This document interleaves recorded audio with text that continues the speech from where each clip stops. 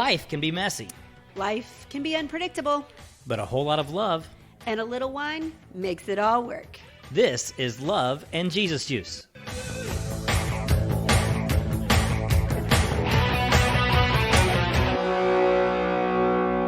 Hey, Paula. Hey, Kirby. What are we drinking tonight? So I bought this one purely because of the label.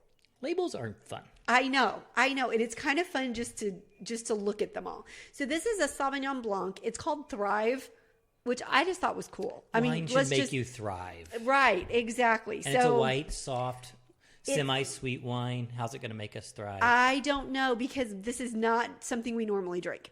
So we may be like, I don't think so, or because Sauvignon Blanc, it can be drier. Mm-hmm. It can be semi-sweet, like you're saying. So yeah, this may be really not awesome. What does the label say? Is there something important about this wine I should know?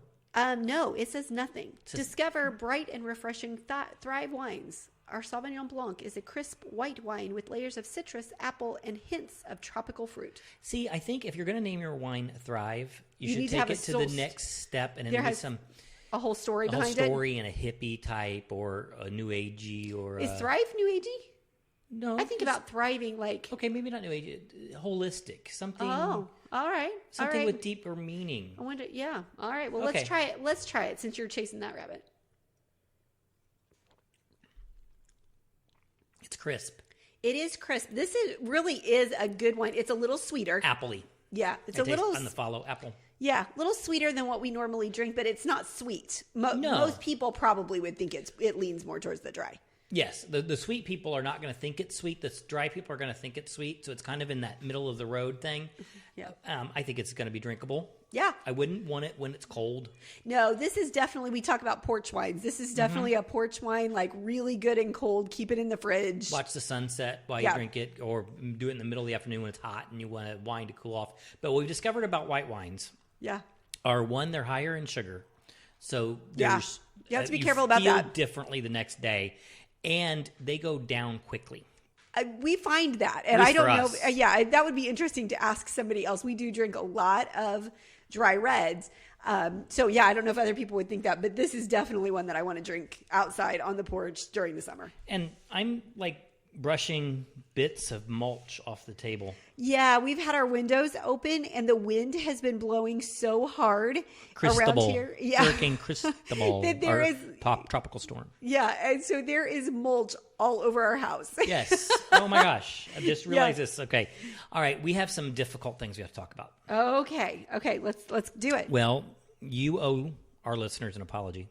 I do. This is so true. I owe you a huge apology. Our granddaughter called us. Yep. Yes, she'll be 4 in August, and she listens to our podcast, and with her mom in the car. She doesn't just go, I think I'm going to listen to a podcast. And so something I shared on our last podcast was that you put dish soap on a trampoline with water with the sprinkler underneath, and it's fun because it's good and sudsy. Yep. Emery shared that you cannot use dish soap. Wrong stuff. And I needed to tell the people. Yep. That was her word. I needed to tell the people not to use dish soap because it will get in your eyes and it will burn. Right. And so if anybody did that in this last week, we were going to start having to lead our podcast with a disclaimer that anything we say on here, we are not responsible for any misspeaks or whatever that could potentially put your eyes out. Yes, exactly. So baby shampoo, Emery. Shampoo, baby soap. That's what she said. Be gentle on the eyes. Yes. Okay. So we fixed it, Emery. I hope that's good. So see, that wasn't a very painful conversation. No, that wasn't. I called you out on something. We discussed it. Yeah. It was all good. Okay. I felt good about it. So tonight we're going to talk about the concept, the process of having difficult conversations. I wish that was the most difficult conversation that I ever had to have with you or anyone else. Yes. Wouldn't that be awesome? It would be Sorry, awesome. I meant you misspoke baby shampoo. on that was for the shampoo. Simple. So our resource for this book, for this podcast, are 2 books that we have both read. Okay.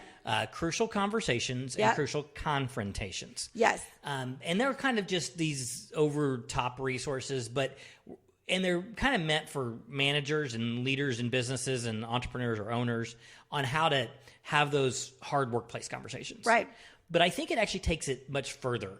And what we want to talk about tonight, or what I want to talk about tonight, is what happens when we fail to have conflict? Oh, in my mind, my personality is, let's just not talk about it. And I mean, I know it's not great, but it's not that bad. And it would be easier to just deal with the consequences of not having the conversation than to deal with the conversation. And I bet if we polled the world, most people would fall into because that. I don't know that anybody, I think some people are not as conflict adverse as I am, or people like me are, but I don't think anybody looks forward to it. Do they? I mean, is that a not anybody. I'm just going to say our illustrious president probably is all into the conflict. Okay. Yes. Good point. So there are people that maybe do enjoy that, but for the most part, I don't think people enjoy that, but some people don't dread it maybe in the same way that others do. There's kind of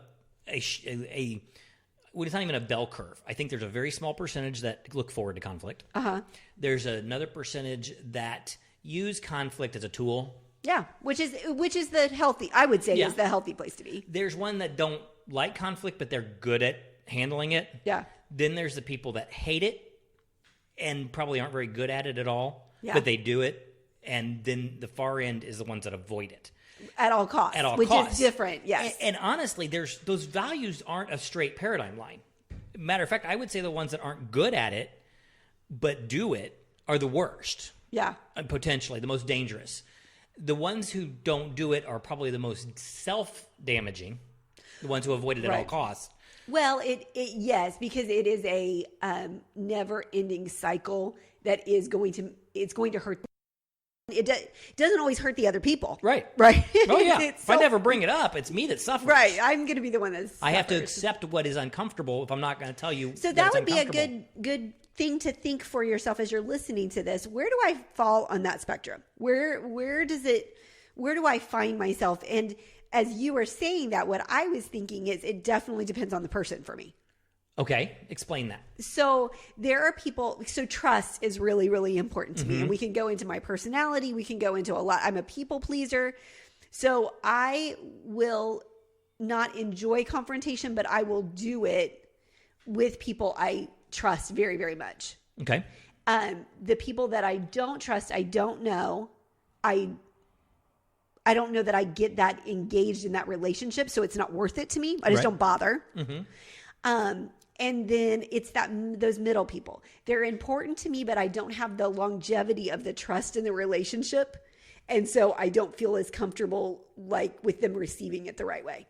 So at this point in your life, those people, do you hesitate because of not knowing what their reaction is going to be, or not wanting to lose them to think less of you?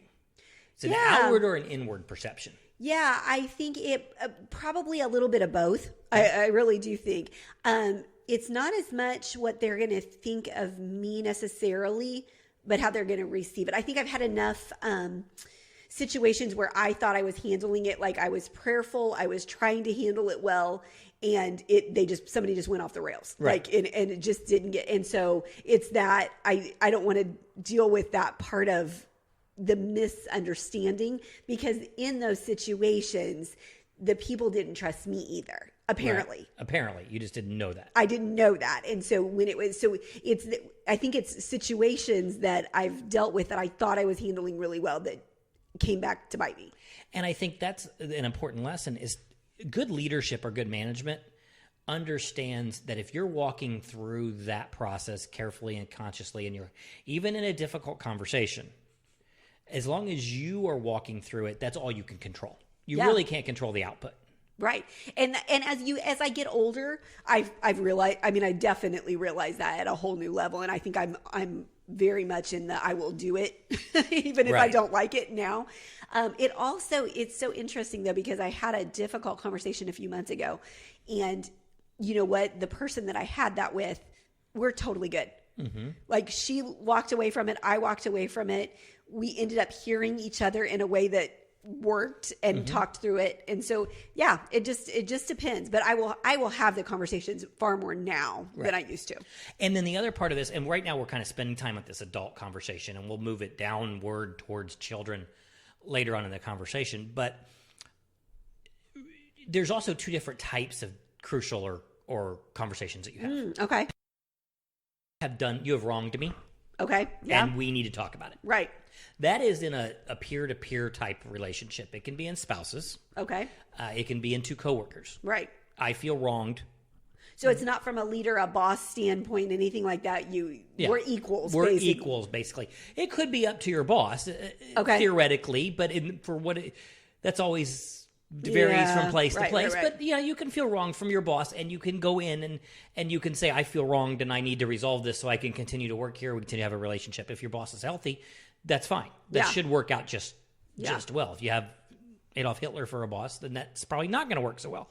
But I guess it wouldn't have to be equal, but if you're the lower on the totem pole, it's not a mentor relationship. Got it. Okay. That is you standing up for yourself. Okay. Got it. Then the other part of the conversations that are difficult are when you are a mentor to a mentee. Yes. At that point, you're not necessarily talking about being wronged. Right. You're talking about helping them grow. Yeah. And it's such a fine line. It is such a fine line. In the first conversation, that you have to get to a place where you decide if the relationship is going to continue. Ultimately, the goal of any crucial conversation between two equals or going up the chain is you're trying to determine, is the relationship going to continue? Right. Or what's the paradigm? What's the basis of that relationship? When you're the mentor going and you're having a difficult conversation, one, you're probably not talking about being wronged. You're probably talking about them wronging somebody else, or them not performing up to par, or they've set a goal and they're not working towards it. You're holding them accountable for something, all kinds of different things. That is when you tend to unleash the crazy. Yes. Right. And that's when it gets really hard. Right. As a leader. Yeah. Because people are feeling they feel devalued if they're not willing to be coached. Yeah. And it is so interesting to understand that and how to receive it. I mean, how they're going to receive it, how you're going to say it so they receive it, and how you can actually do something productive. Right. So many times we couch it so much that it's not even productive. And so now everybody's uncomfortable and nothing changes. Right. Because you dance around the actual. You dance around. And it's, I was listening to I think it was Elizabeth Gilbert, and she was talking about basically too many words. Sometimes there's just too many words, and it doesn't fix the situation because you don't actually solve anything. Yeah. Sometimes you need the therapist who's going to nod at you, and sometimes you need Dr. Phil. Yeah, exactly. Who's going to tell you what you're doing wrong. But the first thing people do when they start to feel devalued, even if you don't say the words or the approach that would devalue them, but that's what they're hearing, or when they feel like their integrity is being questioned. Right, who they are. And oftentimes they don't think you're questioning their integrity, they're questioning their own integrity. Right. And quickly a switch is flipped that says, I either have to accept blame or I have to cast blame. Right. And depending on how healthy they are. Yeah. And if they're not in a coachable, teachable, trainable position, and not everybody stays there. They may get there and they may not stay there. Then they usually lash out at their mentor. And unfortunately, a lot of relationships end at that point because that's what happens. Now, from a leader perspective, on a scale of 1 to 10, how important, though, is maintaining a focus on being able to have those conversations? Oh, talk about crucial. I think it's crucial. The other thing that, though, as you were talking, I have learned to understand is asking questions, even when you're getting ready to have a difficult conversation, is key. And so making sure that they're ready to receive it and they want to receive it.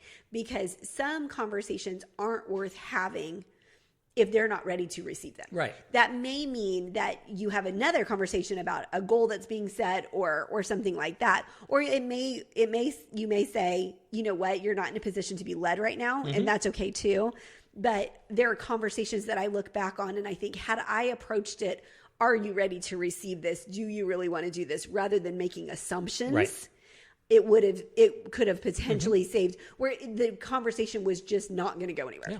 And I'll tell you, one of my greatest weaknesses as a leader has been developing the concept of being able to have a crucial conversation. Right. I probably lost thousands of dollars in having unproductive employees or going through not helping somebody grow who could have grown or not identifying that they couldn't. I used to pride myself that my leadership strategy with struggling employees was to give them enough rope where they could either climb out of their hole or hang themselves, figuratively. That's a horrible leadership approach.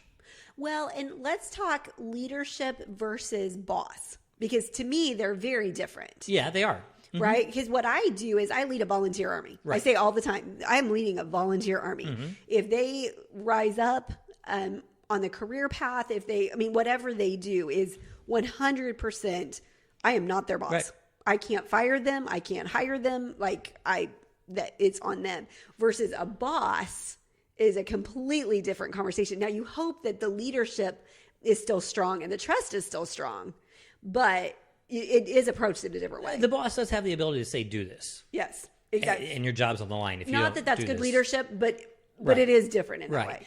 And in many ways, I was trying to lead people based upon the way not the way I like to be led, but how I would have anticipated my response.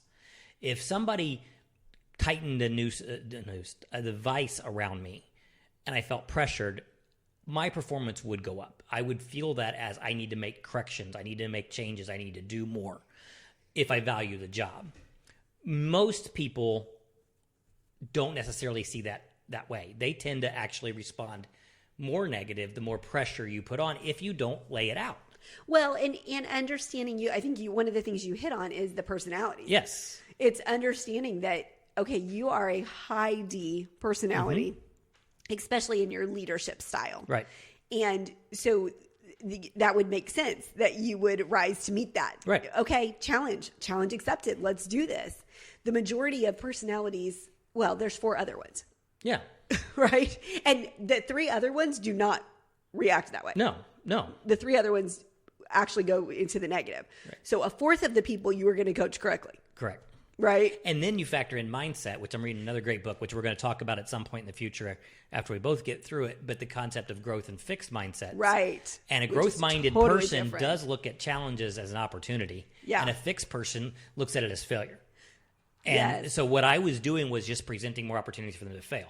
And so every single person I used that approach hung themselves instead of climbing themselves out. Obviously, at some point, it's my problem and not theirs.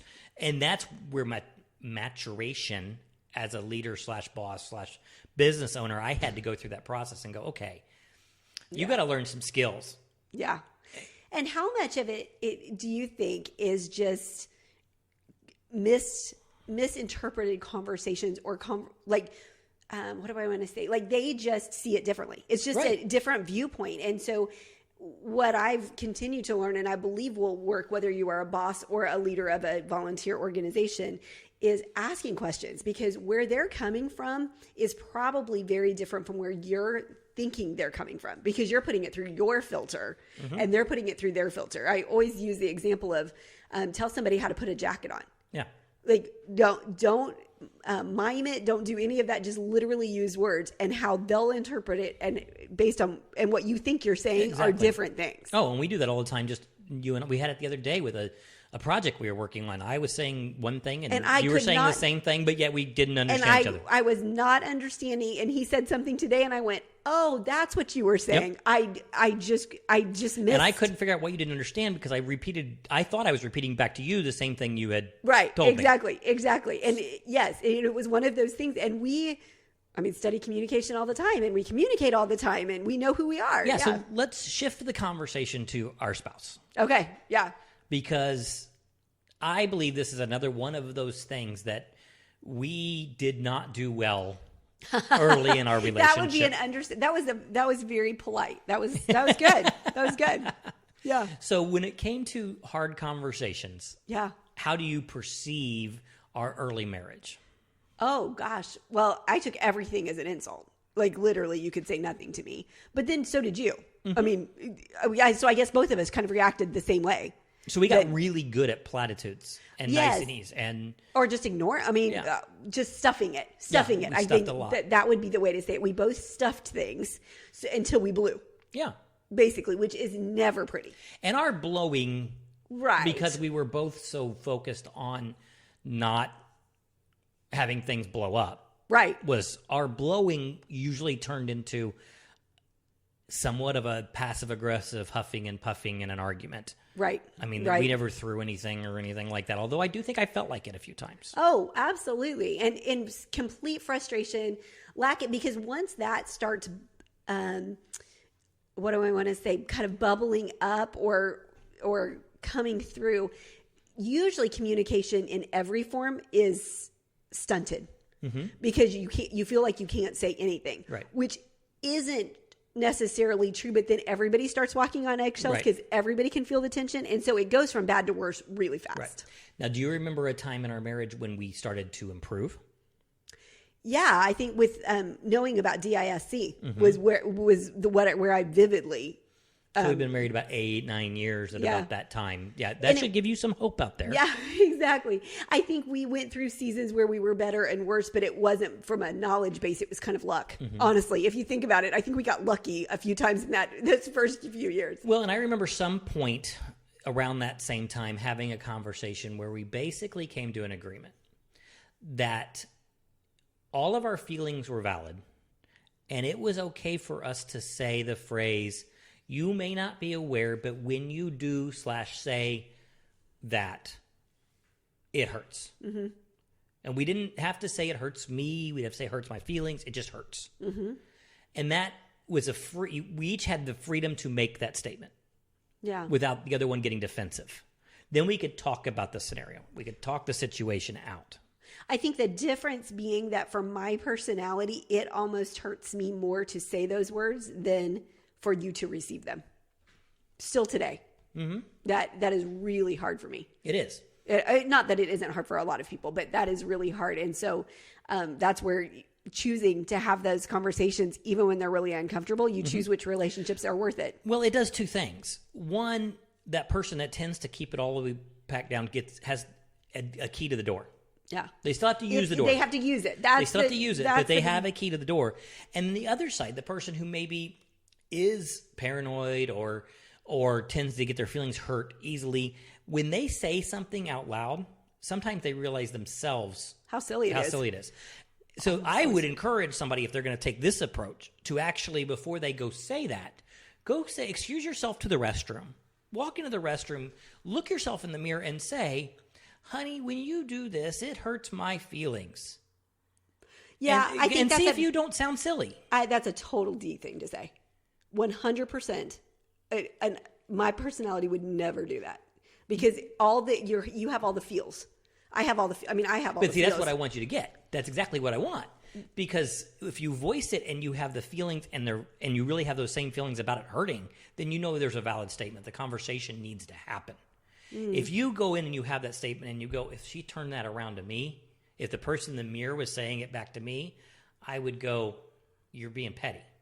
Because let's admit, in a relationship, sometimes we get hurt for pettiness. Well, and it's usually that when it's petty, something like that, it's usually not because it's about that. It's about previous conversations that should have happened. And then that gives you the opportunity to back it up. And rather than having an argument over when you don't load the dishwasher, it hurts. Right. You actually can go, "Wait a minute, if she told me that if she loaded the dishwasher, it hurt, I would laugh at her. So wait a minute, what am I really upset about?" Yeah. I think that's giving people a lot more ability to step back. And I think when you're that frustrated, unfortunately, that's probably not going to happen. Even if you say that's a good idea. So when you get that frustrated, you may have to say something that doesn't make sense to dig in deep unless you're going to confront things at the point that they happen. Right. Which is always the best way to do it. I mean, that's an ideal situation, but it may end up that you blow up and then you have to work yourself back down until you can learn to communicate at the point that it needs to happen. But the skill you want to develop is the process to be able to get there without the blow up. Yeah, for sure. I mean, that would be an ideal situation. Yeah. I mean, it is. You are walking through the learning. You're not going to step up tomorrow and become great at catching your feelings and having a good conversation. But if you feel like your spouse never helps you clean up and you have picked up and put stuff away, Kirby literally can step over something and not see it. Like full on can step over something. Honey, when you tell me this in front of other people, it hurts your feelings. Okay. But I'm going to keep going. It's for the podcast. But right. So no, you're absolutely right. And so once I learned that, then telling myself, okay, this is frustrating. I am frustrated. He needs to fix this because I'm not his mother. I'm not cleaning up after him all the time. We're going to do this together. But being able to step back and think, I think the biggest thing for me is realizing that you're not doing it to me. Right. And so for me, saying it to myself in the mirror, I think that's a great idea. It's not going to happen. Mm-hmm. But for me, it's internal. I say to myself, okay, is he doing this on purpose? Right. Well, he does it all the time. And I've told him it bothers me. So is he? Okay, so let me ask you that question. Are you doing that? Because I'm really frustrated that you didn't load the dishwasher. Right. Do you see what I'm saying? So sometimes you have to look at it a little bit different. Yeah. So that's how I would handle it. Cool. Well, they're all, the key is that the emotions are not being ignored. You can't ignore them. Yeah, you can't ignore them. But you also can't have every slight turn into a conversation. Right. Or a big blow up, right. A big, yes. Because exactly. We started this by saying, we're burying too much. Some things just deserve to be buried because they're just not, you're living in close quarters with somebody, especially for the last 3 months with the pandemic. Oh, amen. Yeah. You marry people or get into a relationship with people that includes all of their behaviors. Yeah. And so, yes, you should both be growing. You both should both be changing. You should be helping each other. You should be identifying areas such as picking up or what you like. But you still married another person. And the goal is not to make them who you want them to be. To the point that they lose who they are. Right, exactly. And again, going back to the personalities, some personalities are never going to see everything the way other personalities are going to see them. Right, and so whether it's you say it in the mirror and you realize it sounds dumb, or you ask yourself, do you really think they're out to offend you by not picking up their sock? And you're trying to get to the threshold of, is this the conversation I want to have? Right. And then having the courage to have said conversation. Yeah. Is it worth it? Is it worth it, or is it, So how do you raise children? The magic question we're going to tell people as though we did it successfully. How do you raise children who can have crucial, productive conversations? It's so interesting because one of the things that I feel like we modeled mostly well, again, not always great, but because of DISC, because of the DISC personality, I feel like we really did work to know who our kids were, and we talked about that a lot. And so we did, I believe, model that. Mm-hmm. And I think you can tell them a lot of things, but modeling is the best way to do it. And so you have to check yourself first. And I know with their school, we used to talk to them about when people are in authority, how you are entitled, even as a 6-year-old or a 5-year-old, to ask questions and insist on answers, but to do it with respect. Yeah. So I was just talking to somebody right before this that something is stuck in the mail someplace. Like she can see that it's stuck in the mail. And she said, no one could help me there. And I thought, okay, so ask more questions. Right. Like, you can't help me, and you're the United States Postal Service is not a good enough answer. Right. I need to understand this. But I don't know what she was modeled. Like, okay, the government is always right. You don't question them. You don't ask any questions, or it's just not worth it, or or whatever the case was. I don't know. Too big. Yeah. And I didn't ask her any of those questions, so that's not a knock on her at all. She may have asked more questions, but I think we hopefully raised our girls to understand when to say what and how to say what when. Yeah. Well, and we just had a recent experience bringing up the post office again, where I had some challenges with our local post office and had done a really intentional job of measuring my words, but also trying to get the problem solved. Right. And that had been previous issues. We had another issue recently that I was livid. Mm-hmm. Right. Because it didn't make sense to me, and I was ready to go in. No, let me rephrase that. I knew I needed to not go in. Right. And have that tone. So I was trying to practice, how do I have a difficult conversation to get the end result? With people who are not necessarily ready to receive that the way you're going to intend it. And I am an intimidating personality. Right. No matter how hard I try, somehow or another I come across intimidating. And I'm like 5'5", nothing. So I don't know why I am, but I am. But I work at it. But what we decided was this was an opportunity for you to go in. Mm-hmm. Yeah. Fresh face, also frustrated, but not to the degree that I was, because you haven't been dealing with other issues. You didn't have the compounding people receive me factor. better. Right or people wrong. People receive you better. Normally people receive me better. Right. So again, that was that analysis of does it have to happen? Yeah. What should it look like? And then what form is it going to take? And most of the time, we don't have them at all. We just stop at the, does it have to happen? Not if I can avoid it. Right. Absolutely. And I think that's key. Okay, well, that was a good conversation. If you heard the phrase disc, and you don't know what we were talking about, you need to go back to a previous episode. I don't even know what episode it was. But we did a whole episode on disc. And you can also go to our website and find a link to our disc supplier who provides assessments. And you can find out all about yourself and get a discount. So that's available on our website. And if you listen to the previous podcast, it is one of the most impactful things we ever did in our marriage, for our children, for communication in general. It is still, I believe, the most powerful thing we've ever done. Absolutely. And we will also post a link for Crucial Conversations, which should be the first book you read. And it can be in business and life. It's just learning, why are you afraid to have that conversation? Yeah. And how do you go about doing it? And then Crucial Confrontations is the follow-up, because Crucial Conversations are wide. They don't have to be a conflict-based one. Crucial Confrontations are going to be. And being good at that can really boost you professionally as well as personally with your relationships. Just understanding that the world doesn't have to end because you disagree with somebody. Yeah. Wouldn't that be great? Yes. If we had a world where disagreement was okay. Right. And we could all just talk about it. Yeah, exactly. Check us out on Instagram and Facebook at loveandjesusjuice.com. Or go to our website. Oh yeah, that's loveandjesusjuice.com. Love and Jesus Juice is Facebook and Instagram. We were going to just flow right through that. And I just stopped it. It didn't, but it's all good. Have a wonderful week.